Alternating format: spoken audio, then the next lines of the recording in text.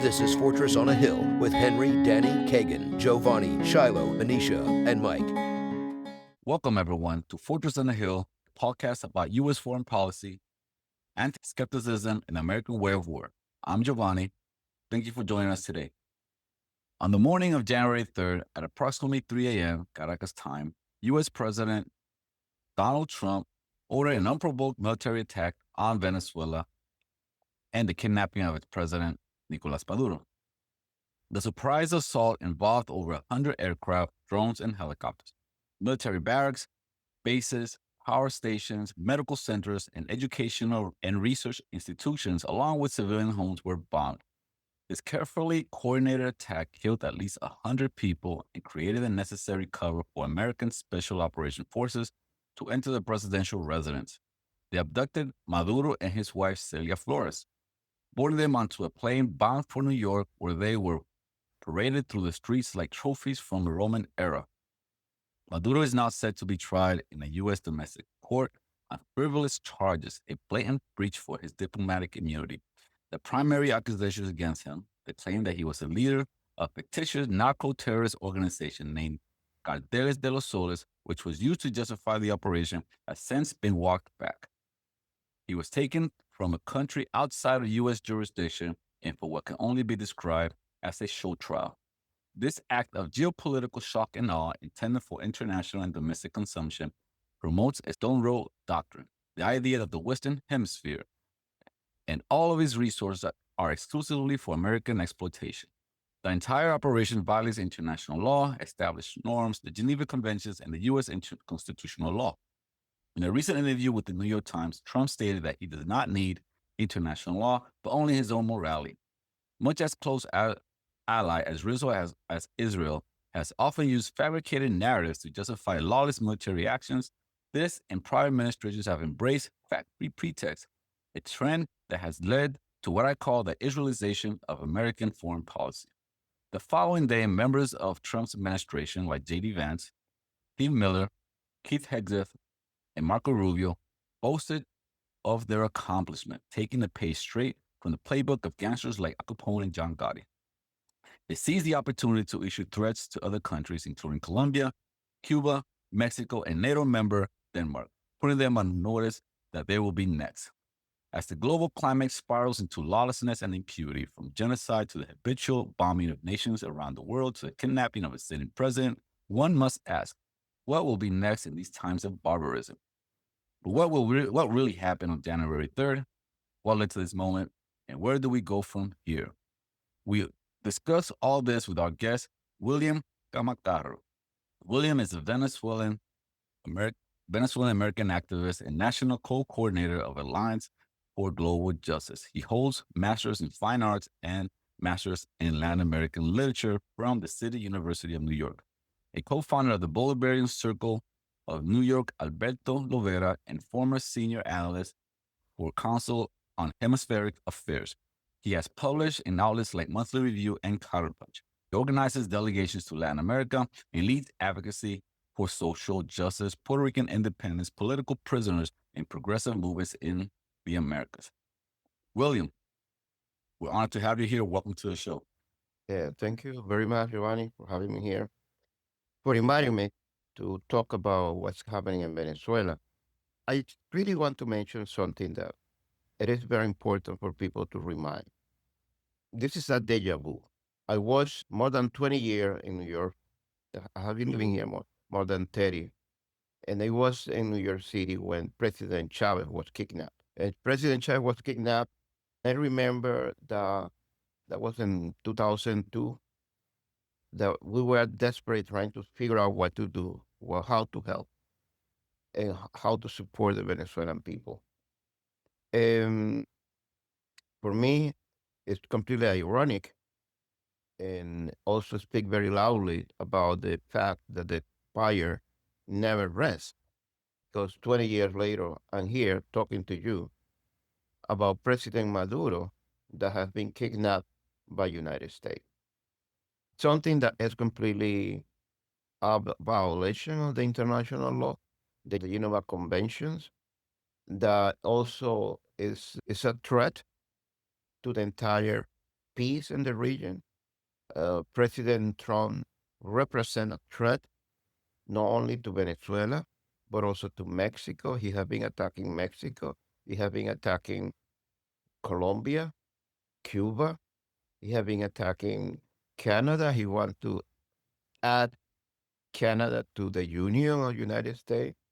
He has been also attacking Greenlandia, Europe, and also he bombed Nigeria.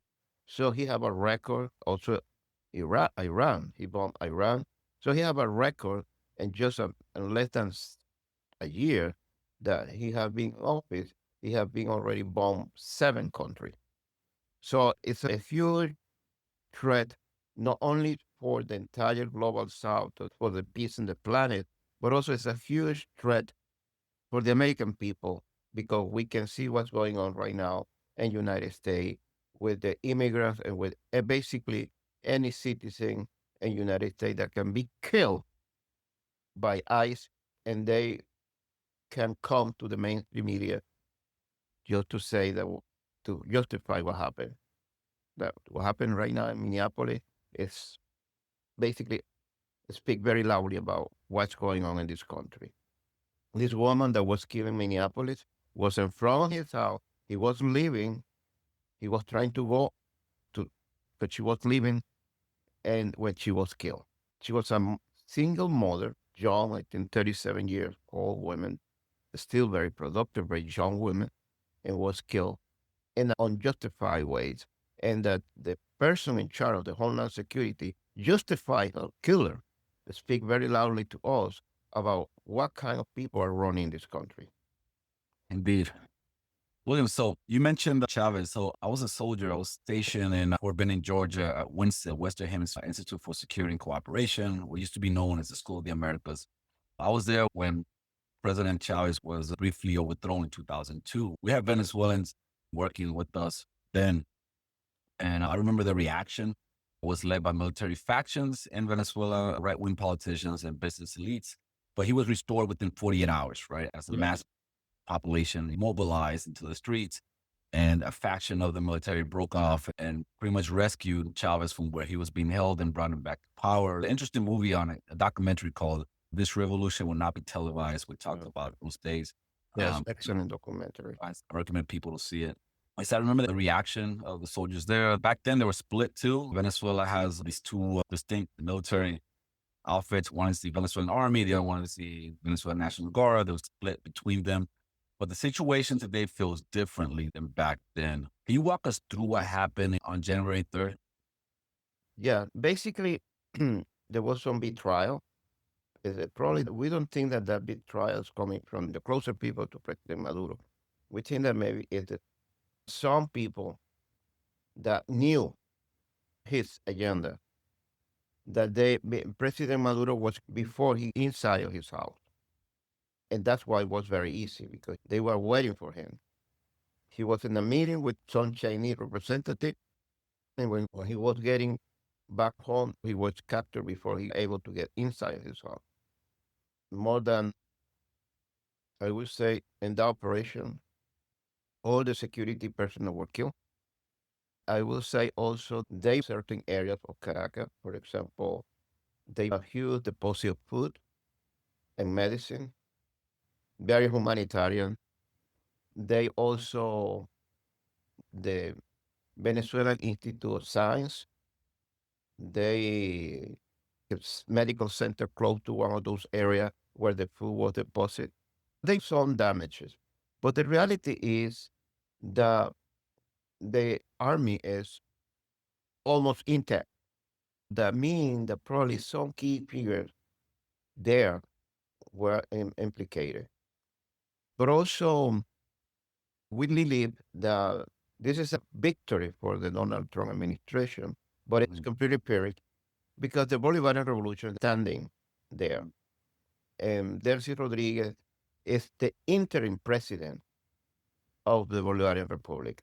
That means that the president is here in Brooklyn, incarcerated, and is against the law. President of another country have immunity, and they cannot be tried in another country. That's one thing that everybody should know. Another thing is that they use the supposedly cartel de los soles as a Maduro, the chief of the cartel de los soles. That's something that we know from the beginning that didn't exist. If you go to the intelligence, or the AI, and you ask about the cartel de los soles, any AI is going to say was only rumors about el cartel de los soles. So the only one that really believed that the cartel de los soles was Donald Trump and Marco Rubio, the attorney general of this country. And now, as soon as they captured President Maduro and brought him here, when they start to go through all the information about the cartel de los soles, they have to admit that the cartel de los soles doesn't exist. And there is a big article in the New York Times, basically a few days ago, saying that and making fun of the attorney general and Marco Rubio. So anyway, you see all these huge festivities among those people that are in Wall Street celebrating what happened in Venezuela because of them are desperate to invest in Venezuela. Let me tell you, Venezuela had the biggest oil reserve of the planet, had the huge amounts of minerals, rare minerals that are extremely important for high technology, and have a big amount of gas. I think that is the fifth reserve of gas on the planet. So it's a lot of resources. Even then, I was listening just a few days ago, one of those military talking about Venezuela and what they did. And they say, it's so ridiculous. Venezuela is a tiny country. It has so many natural resources that it's ridiculous that tiny country has that amount of resources. So they recognize. And then we know that because then to Donald Trump, that they didn't attack Venezuela for almost 25 years since the Bolivarian Revolution came to power. So they have been attacking Venezuela, not because narco traffic, not because human rights violation, not because Ebola, not because terrorist group operating from Venezuela, because nothing is in the charges against Maduro. You don't see any charge against Maduro in court that, for example, was helping terrorist group to come here. You don't see those charges there. You don't see, for example, another thing, that was sending a big amount of crazy people to the United States. You don't see that was organizing invasion to the United States. There are not single charges of those things that they have been accusing me for the last 2-3 years. So the only thing, thanks to Donald Trump, that we know that they want the oil. Donald Trump said that we want the oil and we want to administrate Venezuela. That's what they want. I was looking for that book, Operation Puerto Rico over Venezuela. I remember that. Okay, so that book, it was written. I saw the title online, but when I clicked it to see if I had to purchase it, I couldn't find anywhere to purchase it though. Okay. No, it's not on the internet. It was written in 1969. It's only in one edition. And basically, it's a book based on a document from the State Department at that time.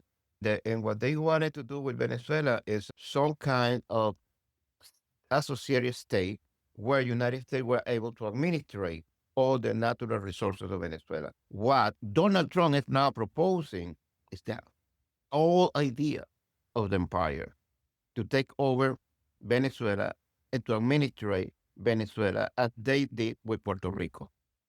Yeah. William, I want to go back to the assault on January 3rd. So before that, months before that, Donald Trump assembled a large armada around, and just been escalated ever since. Put X amount of battleships, the largest aircraft carrier, right outside the coast of Venezuela. They were routinely bombing fishermen. The killing of innocent people in the Pacific. You know, they just say they were narco traffickers, but they never really proved anything. They never offered any proof and nothing like that.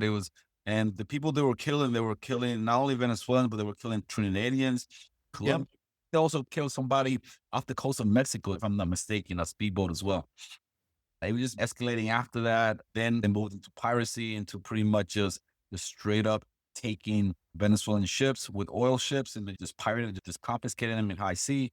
But we also saw during that time that Venezuela was mobilizing its militia, about, I believe, 3 or 4 million people signed up to defend the country, training.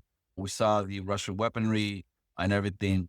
Venezuelan fighter pilots flying near American ships. There were rumors of hypersonic missiles. There was all kinds of stuff going on, all kinds of military posturing from Venezuela as well.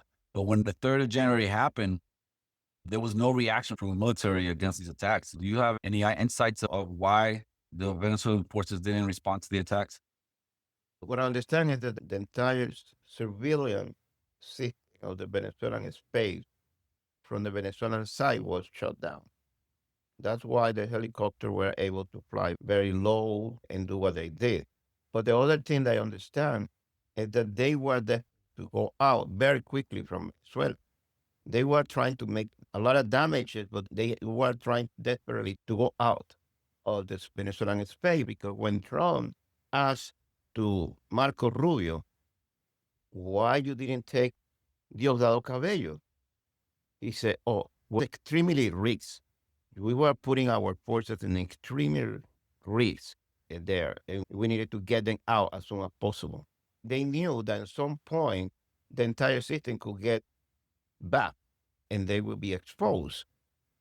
And this is now they have all the weapons and electronic equipment that can basically hijack the entire system and shut down the system for hours, days, or minutes, or enough time for them to do whatever they want.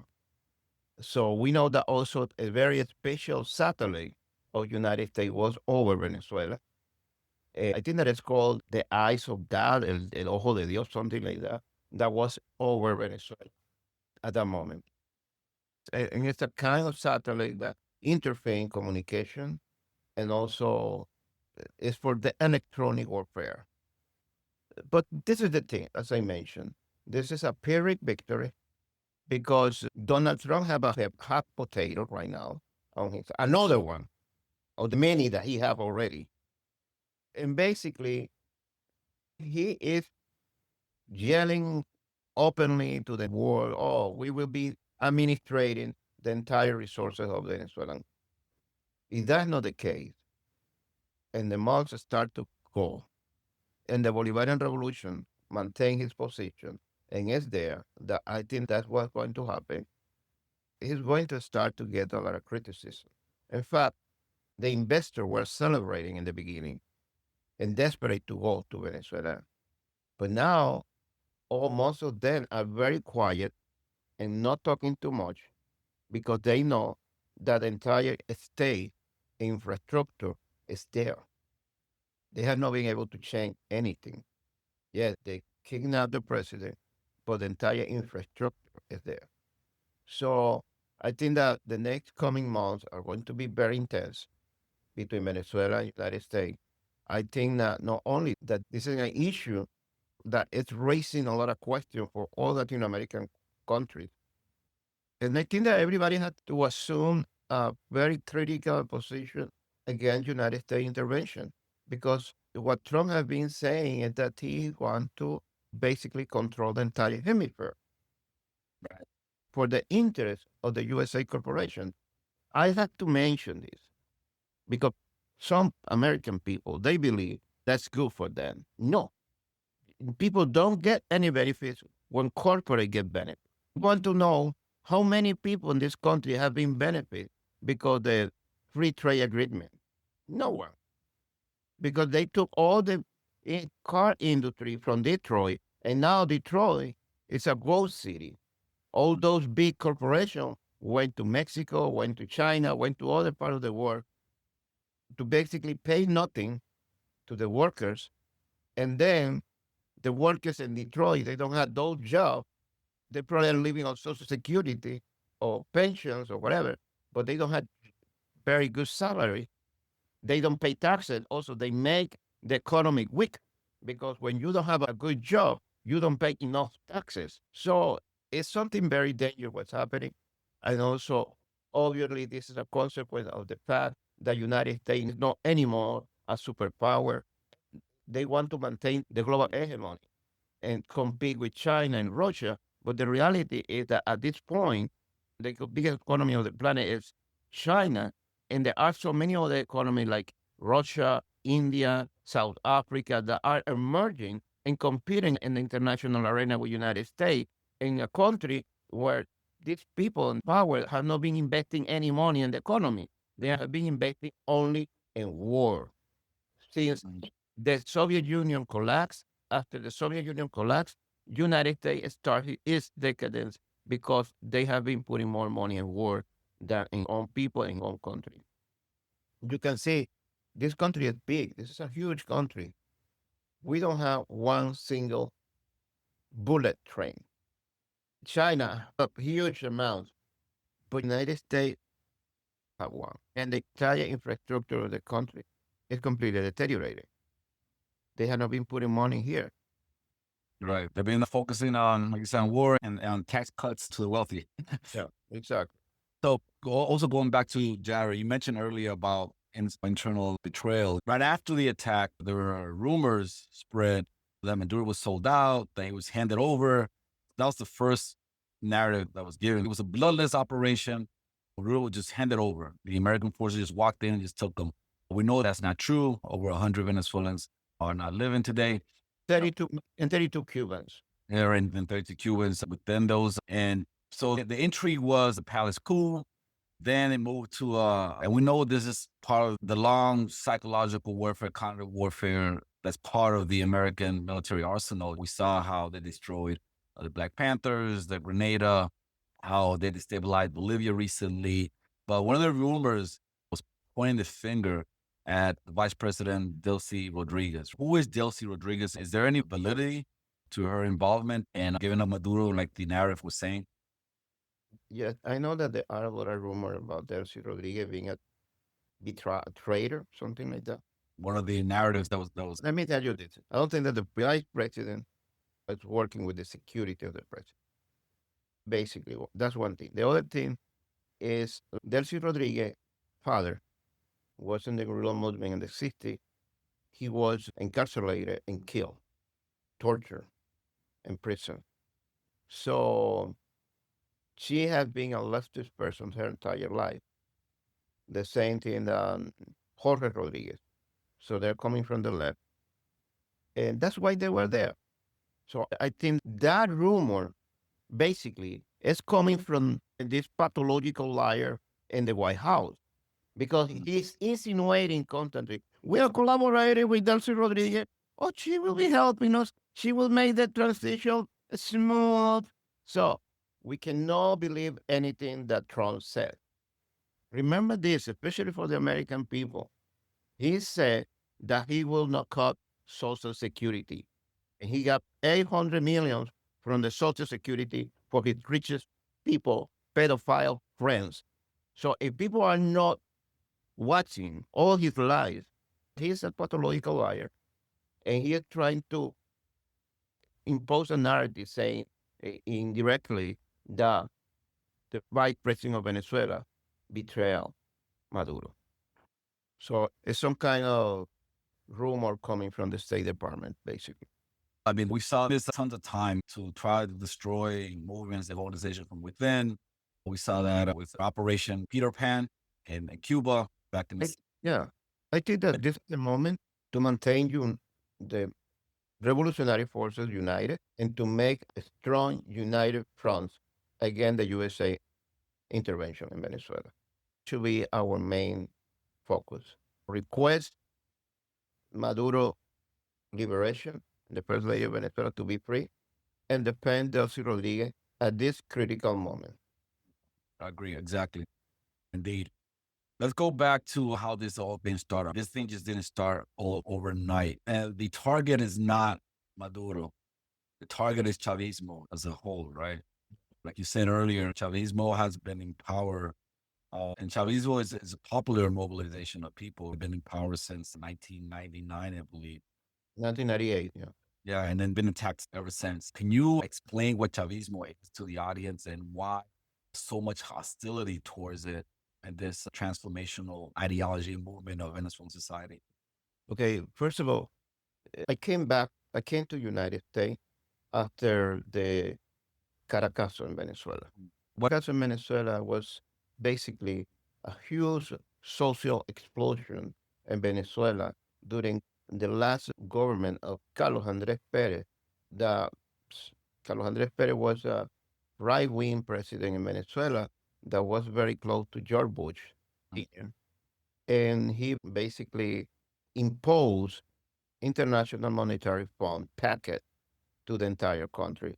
A lot of people, the economy started to collapse, and the economy started to get very bad. The inflation was very high, and the society was in a very bad shape at that moment. So after that packet, people were without able to pay anything because their salary was not enough for anything. So what happened is that people went out to the street to protest huge amounts all over the country, and then they start to kill people that were in the protest. They take the soldier to kill people that were protesting against the government. And only in Caracas, we can say more than 3,000 people were killed to basically impose the packet coming from the International Monetary Fund to the Venezuelan people. So Venezuela, as everybody now knows, is a rich oil country. And one of the measures that they were taking is to increase very high the gasoline. And people were unable even to pay the bus to go from one place to another one. So that's the consequence of that's what happened during I had several family members that were killed, not because they were protesting, they were in their house. So many people died inside his houses because they basically were shooting to the houses. And of course, poor people to poor people. They wanted to make a statement just to let them know if you are out, you will be killed. So they were getting to those poor neighborhoods and shooting the houses of those people. So I have 3 members in my family that were killed, and then I decided to come. And that was Venezuela. In Venezuela was very common to suspend the constitutional guarantee. So that's something that never had happened since Chavism is in power. Chavism is from the 1998 in 70, 27 years, something like that, and in power, despite everything that has been happening to the United States and then to the support of the right wing in Venezuela, the Venezuelan government during Chavez and during Maduro never has suspended the constitutional guarantee. That's something very important to mention. So at that moment, in those years, Just to add that when the coup happened in 2002, one of the first acts that the coup government did was to suspend the constitutional guarantee. exactly. That's the only time that the constitutional guarantee has been suspended. When Pedro Carmona took office, if you remember, Pedro Carmona is now known as a Pedro the Brief, Pedro el Breve, because he was only few hours in power. And people call him Pedro el Breve, Peter the Brief, because he was not in power. And he suspended constitutional. That was the only time the constitution had been suspended, when the right wing took office. And they killed a bunch of people. That small period of time. But also, I have to say, for example, vegan people didn't have identification, so they were unable to vote. Not too many people were able to go to the university, despite that the university was free.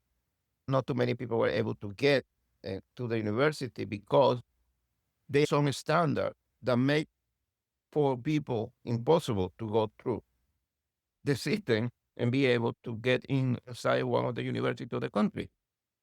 The economy, the country was always completely divided. The city was completely divided. I can give you an example. We have the Teresa Carreño, the most important theater in Venezuela.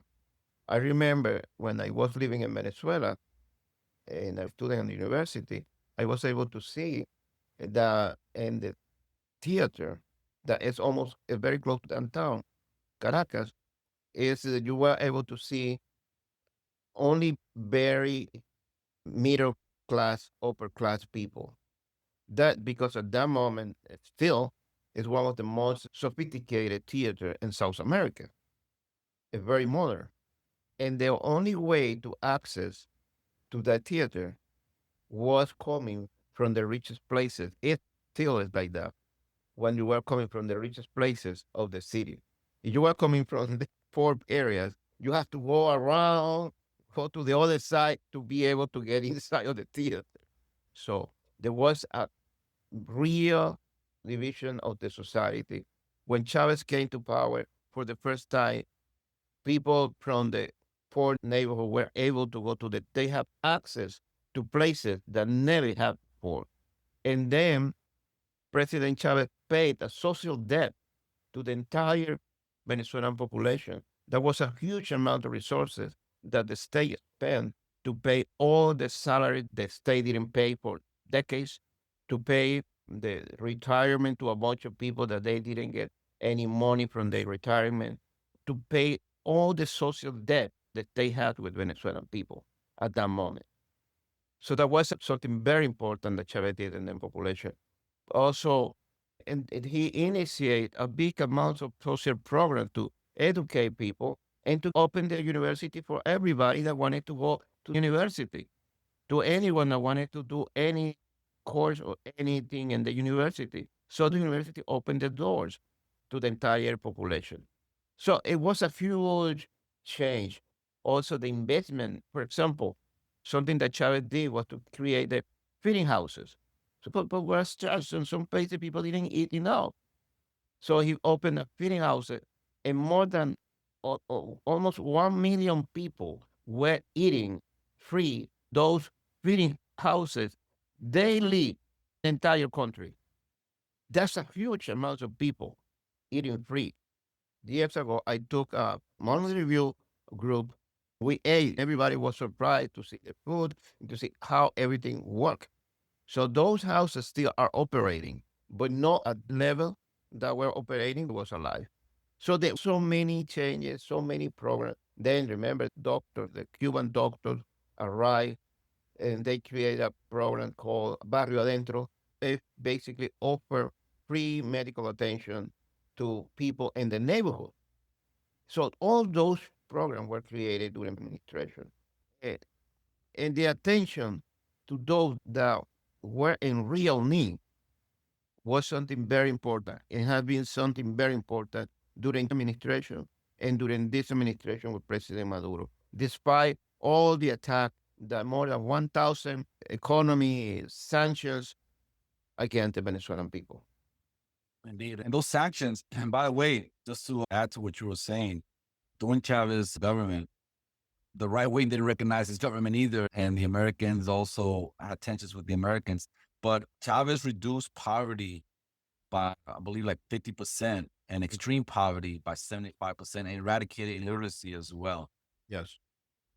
Venezuela was on the verge of eradicating extreme poverty until 2014, when Obama declared Venezuela an unusual threat to American security.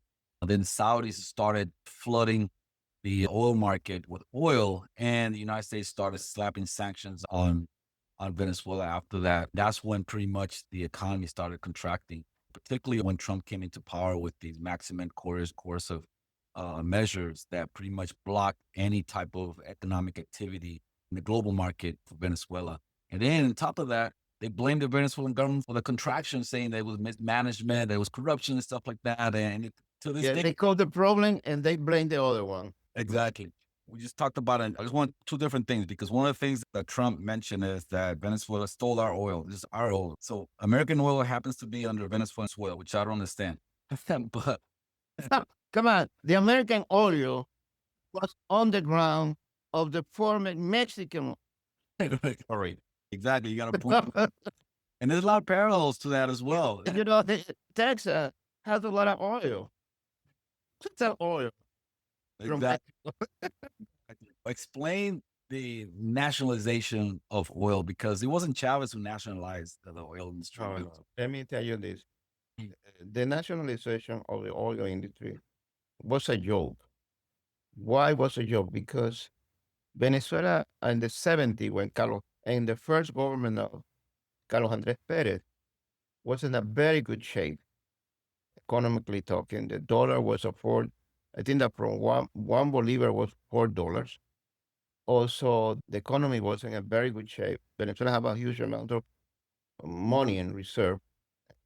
And basically, they decide to nationalize industry that for the agreement that Venezuela signed with the other USA corporation, they have to basically leave the country few years after the nationalization.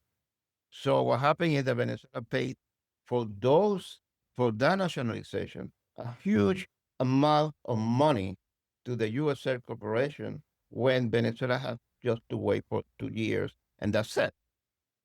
But no, the government decided by US under USA pressure to buy to nationalize the industry and then provide a huge billions of dollars to the USA corporation unnecessarily.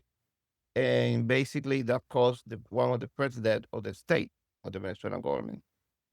So then after that, we have what is called El Viernes Negro, Black Friday. It's not like here, Black Friday. That when the currency went down and the economy started we know this, the economy completely get in a mess.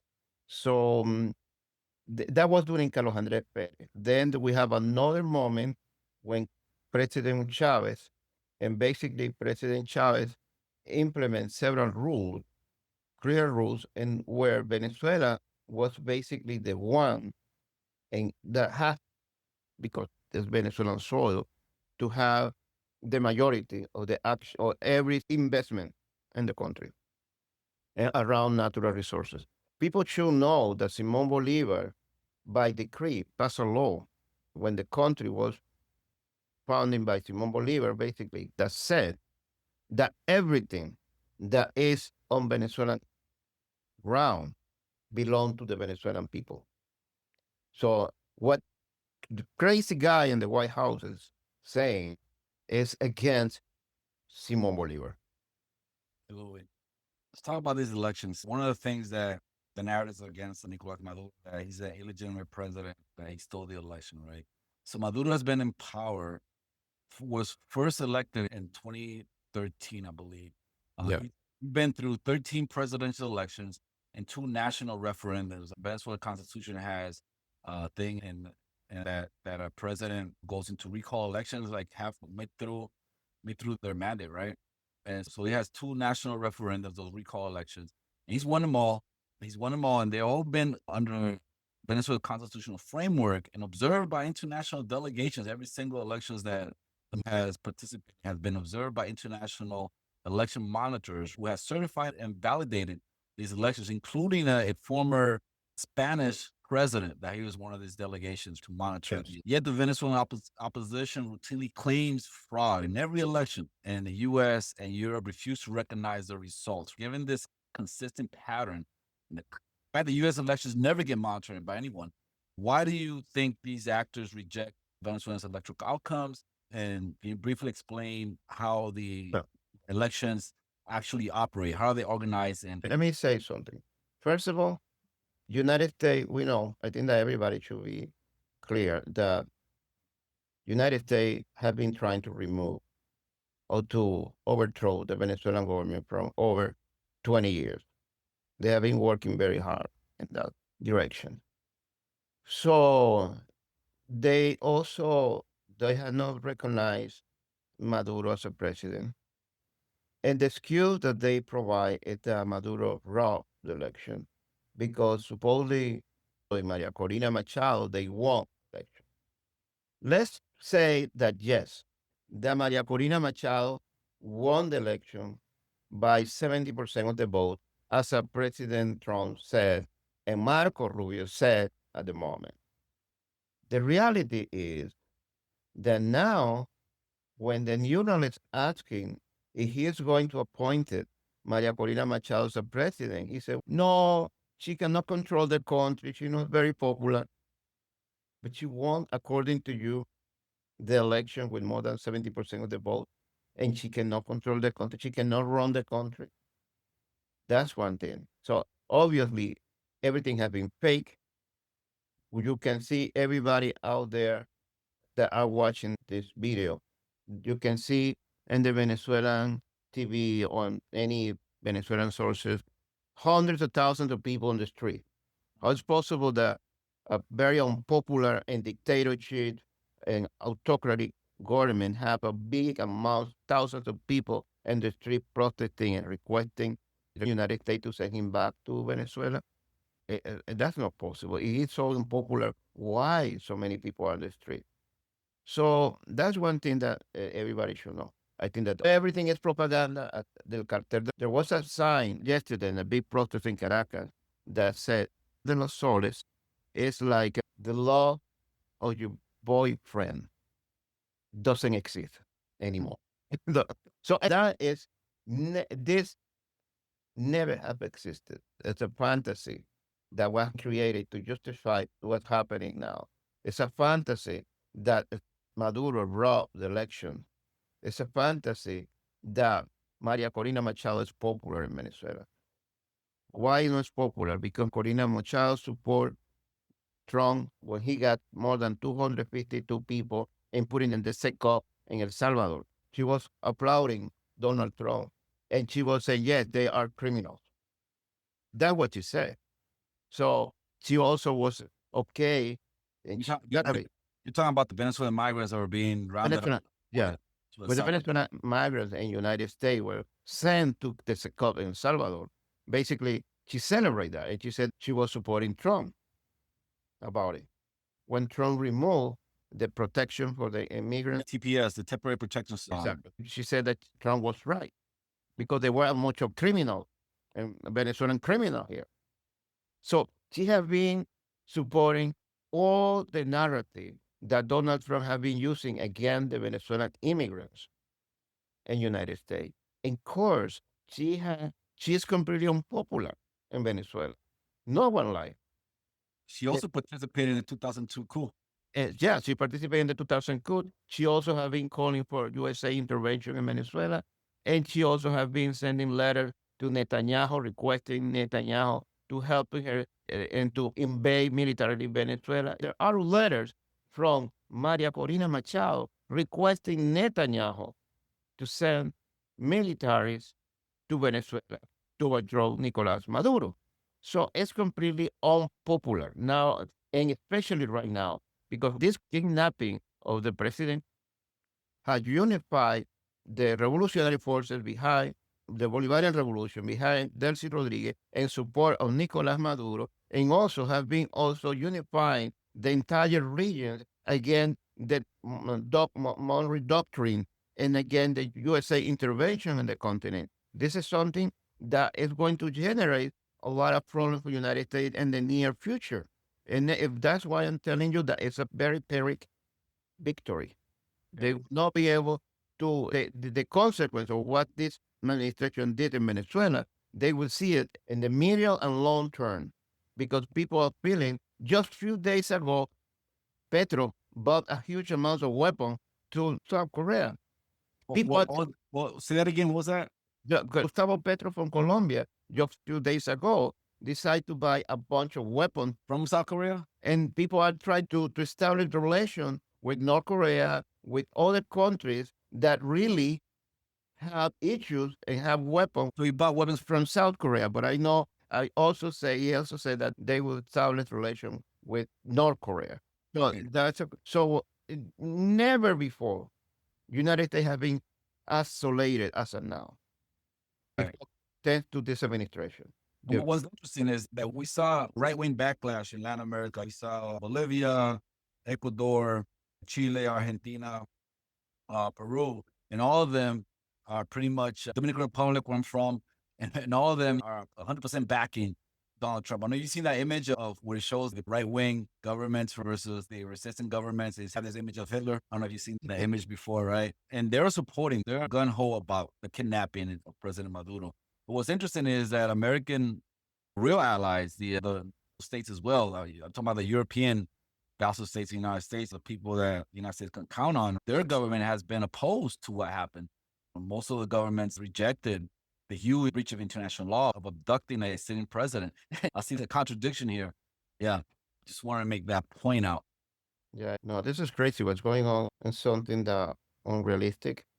I remember when people were talking to me about Donald Trump as a businessman, I always was telling them, hey, I have been living in New York 30 years. I know Donald Trump for all his scandals that Right. are all the time in the local newspapers in New York City. A scandal was rape, a scandal for financial scandals. Okay, his taxes always is an issue. So all kinds of scandals, and everything is sexual and financial. So Businessmen go out of business all the time and they bankrupt. and everything is coercion, Right. mailing, and that's the way that he's running the country. Because just 5 senators vote just yesterday against him to control his possibility to have war, open war. So he immediately went yelling like crazy and basically tell everybody that no one should vote for those senators, that they are shameful and blah, blah, blah. So blackmailing them. They have all those cowards from the Republican Party are completely scared because they don't want to confront Donald Trump because they know that Donald Trump will go attacking them and will not get and will fight against them because they will not be able to get finance more money for the next election. I think that we have unfortunately a bunch of cowards in the Congress, despite that they know that the president is violating the Constitution and is doing all kind of illegal stuff, they are not fighting back and not using their power that they have in the Congress. So they are not using that power to basically impose the rule of the law. William, we're coming up short on time here. I just wondered if I can have you for about another 5 more minutes. Uh-huh. So one of the things also that caused a lot of confusion about among Americans here that are not too familiar with the story in Venezuela. Immediately when the January 3rd kidnapping happened, the attack of Venezuela, they saw images on social media and the news media mainstream of Venezuelans celebrating. Mainly they were like in Miami and Madrid and some other places on the street celebrating, saying there was one woman I remember saying that, and she's like in tears and crying, saying that finally we've been free for this nightmare. It's been 27 years of this nightmare. We're free. And they were reposting this in social media of all this celebration of these Venezuelans in the diaspora.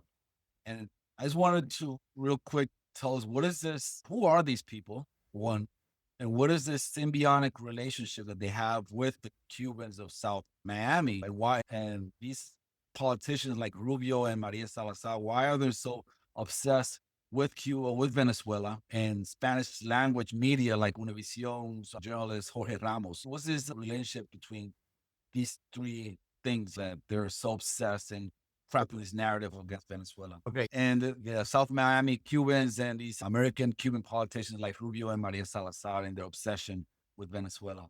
Well, Marianela Salazar, Maria, what's her? Yeah. Maria Elvira Salazar. The Maria Mexican, Elvira Salazar is a Cuban American right-wing journalist. I think that she have a show in Univision for a long time ago.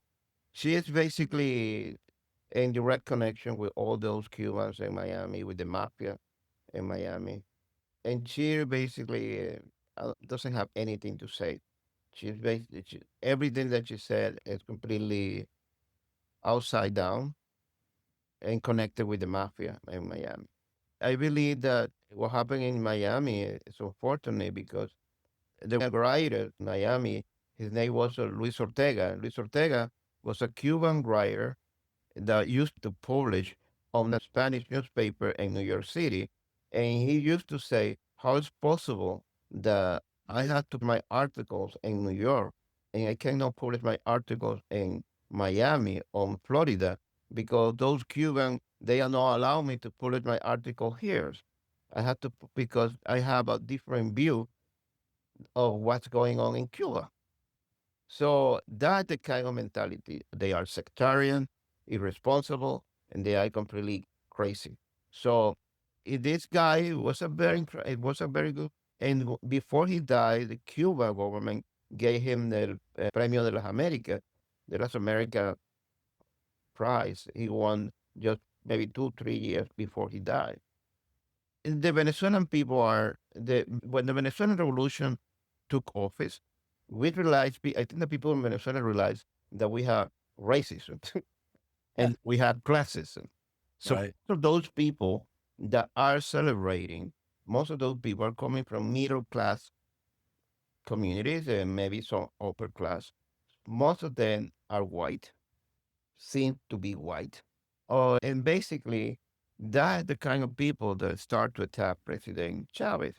That he was like a monkey. I remember. The monkey in the government said what they were saying all the time. In the case of Nicolás Maduro, as the driver, because Nicolás Maduro was a bus driver and then was a union leader in Venezuela. And then when they talked about Maduro, they called the driver. A bus driver is running the country. So basically, there are two very strong elements, racism and classism, against the Bolivarian Revolution. Those people that are in the street celebrating, they cannot tolerate to see someone coming from the poor neighborhoods, someone of color running the country. That's the main issue here. So that's why these people are celebrating, because they really prepare to have someone coming from United States to run the country. Someone white, not you, not me, someone white running the country. And because their racism will make them feel happy. And that's why those people are celebrating in the street. Don't see all those people that were killed, all those people that the houses were destroyed by the USA bombing. They don't see the fact that the United States now is claiming that the oil, Venezuelan oil, is oil now. No, in that the land, all that land, what the hell? So Trump is talking about that oil belonged to United States and also the land. That's what he said. So what I mean is that we are in front of what they want to reestablish colonialism, and then so this because Trump has the mentality of the 18th century, and that's the mentality that he wants to impose to the entire planet. 18th century mentality with colonialism and with imperial domination similar to that one that UK have an entire planet. So that's what he is trying to impose right now. And we need really to fight back. We cannot tolerate that. We have nations that are sovereignty, and what makes this planet rich and this country rich is our diversity. It's our different culture, our different languages, and our different food, our different stuff, music. So that's what makes planet rich. Absolutely, indeed. Finally, you mentioned earlier about the Chinese delegate that was meeting with Maduro hours before he was abducted.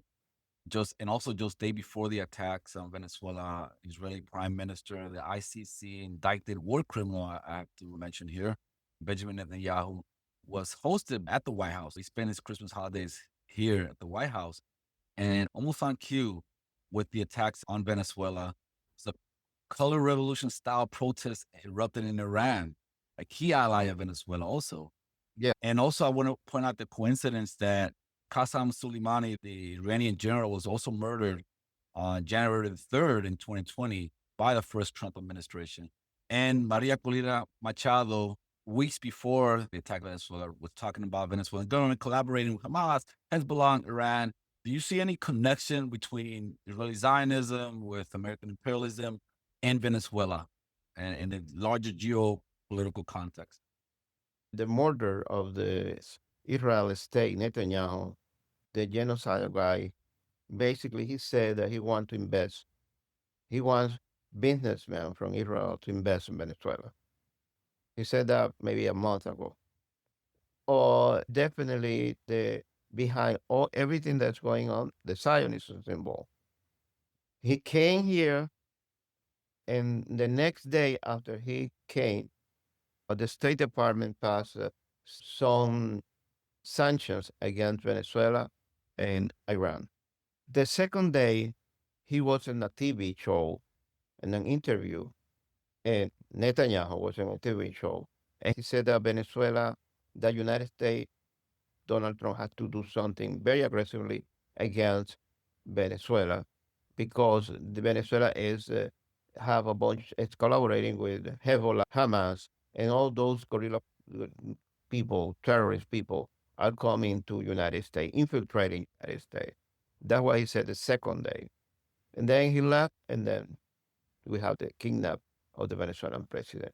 So I'm very sure that they were in a meeting coordinating everything that happened. And yes, Netanyahu also, Milei is a Zionist, and the Argentinian president is a Zionist, and he already sold a big part of Argentina to some Zionist people so that they will be administrating. So Milei, Netanyahu have desires to really to have presence in South America, and he's working in that direction with together with Milei and several other governments in the region that are open the door to this to Zionism in the continent. I think we need to fight back against Zionism. What they did in Gaza was an experiment that for them was perfect, having the result for them have been good, and they want to implement what they did in Gaza now in this continent, and we need to fight back that. And one of the things they did in Gaza is to act out with impunity within an Yeah, innocent. definitely. That's why So how the whole international community sit back and watch that, it. that's why Donald Trump is not paying attention to any multilateral organization. He's dropping from 64 organization right now. United States dropping his participation in 64 organization at the UN. So the UN is probably disappearing soon. And I think that it's important that they move the UN to another country that commit with the international community and to respect the sovereignty of the country and to respect the people of the global south. So I think that it's time to move the UN from New York City.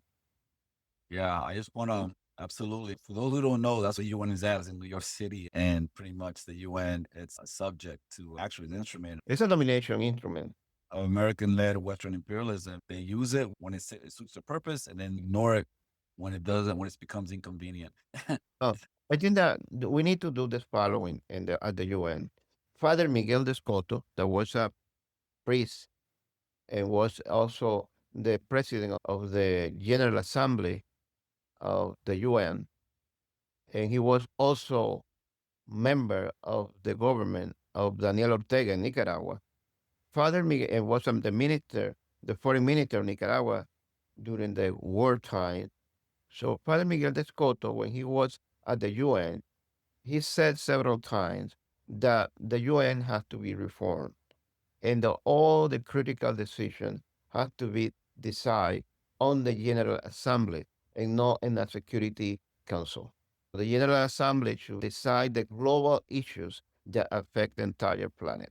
No, a group of 5 countries, superpowers, that they have been basically living of the exploitation of the global south.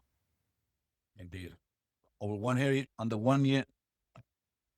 years ago, Polish-German revolutionary Rosa Luxemburg said, "Socialism of barbarism." And as a global community, are we delving into barbarism, William? Definitely, we are getting there. We're extremely close to see. That's what Trump wants to impose when he is increasing the budget of the Pentagon to, I think, $1.5 trillion. Basically, he's talking about force, domination, exploitation, and war. So we need to take in consideration that we are moving probably to a third war very soon. And we need to be prepared and we need to fight back. We should not tolerate that we are going to be involved in a third world war when we know that could basically create the extinction of the entire planet. And everything is because only one reason. I don't think that Venezuela was an issue. I don't think that the only issue that Trump is confronting right now, using everything else and war and money and Pentagon and everything, is that he doesn't want the Jeffrey Epstein file to be released. And everything else is a distraction that can destroy the entire planet. Indeed. That's a good place for us to wrap up. William, thank you very much for coming into the show. Any final comments before we go? Say hello to the Raza, yeah. And now we have to be alert, fight back. And send me those pictures, brother. We'll send you those pictures. Listeners, are there any last thing for how people can get involved? Anything they should consider? Oh, yeah, we have a Venezuelan Solidarity Network website, Venezuelan Solidarity Network. You can get into in the internet. We post a lot of stuff there. So I recommend people to check Venezuela analysis. Also, people can check. We also working with International Action Center. Check the International Action Center. We also are collaborating very close to the monthly review. So check the website monthly review. We are posting stuff there.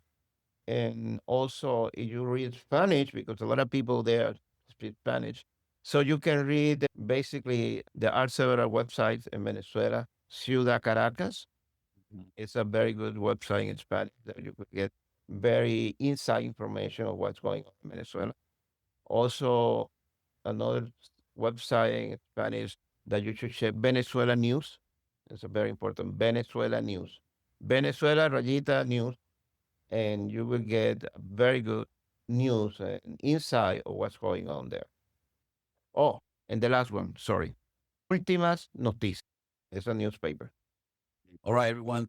Thank y'all for joining us today. Hope to see you again soon. Please like us on social media, anywhere, where listen to us anywhere where you listen to podcasts, share us with your friends, and help us increase our numbers. Thank you. Take care.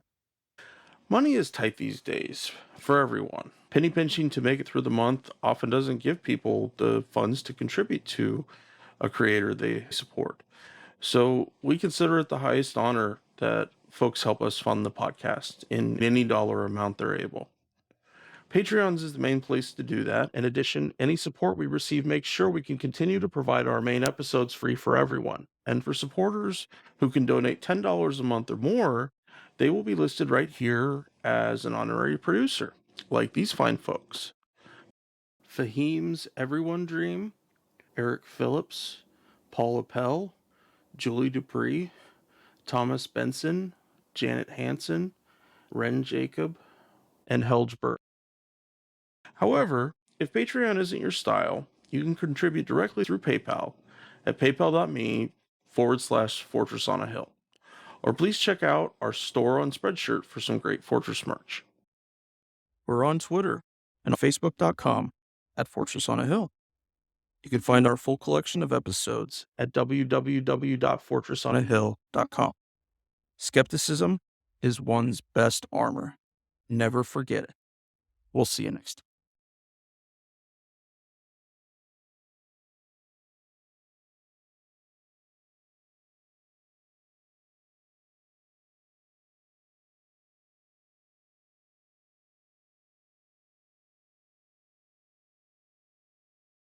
Ya.